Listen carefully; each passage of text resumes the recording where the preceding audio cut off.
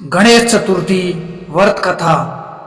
एक बार महादेव जी पार्वती सहित नर्मदा के तट पर गए।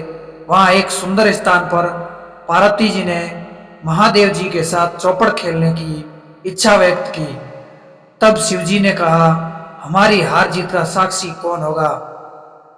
पार्वती ने तत्काल वहां से घास के तिनके बटोरकर एक पुतला बनाया और उसमें प्राण प्रतिष्ठा करके उससे कहा, बेटा, हम चौपड़ खेलना चाहते हैं, किंतु यहाँ हार जीत का साक्षी कोई नहीं है। अतः खेल के अंत में तुम हमारी हार जीत के साक्षी होकर बताना कि हम में से कौन जीता, कौन हारा। खेल आरंभ हुआ। देव योग से तीनों बार पार्वती जी ही जीती। जब अंत में बालक से हार जीत का निर्णय कराया गया तो उसने महादेव जी को ही विजय बताया।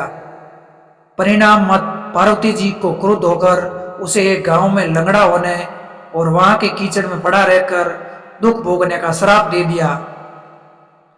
बालक ने विनम्रता पूर्वक कहा, मां, मुझसे अज्ञानवश ऐसा हो गया है।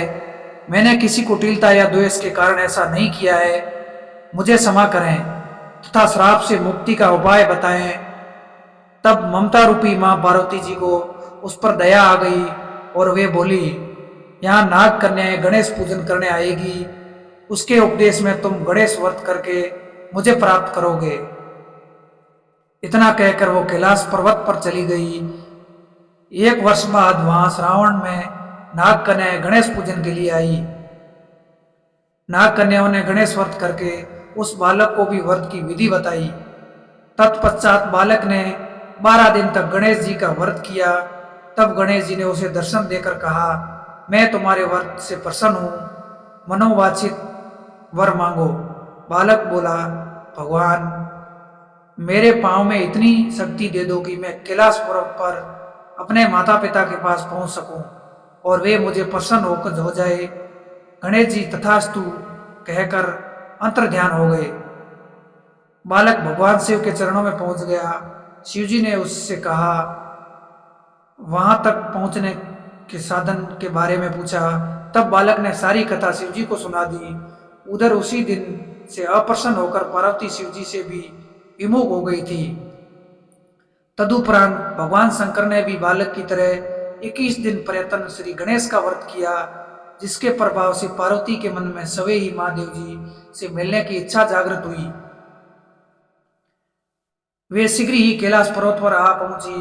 वहां पहुंचकर पार्वती जी ने शिव जी से पूछा, भगवान, आपने ऐसा कौन सा उपाय किया जिसके फलस्वरूप मैं आपके पास भागी भागी आ गई हूं?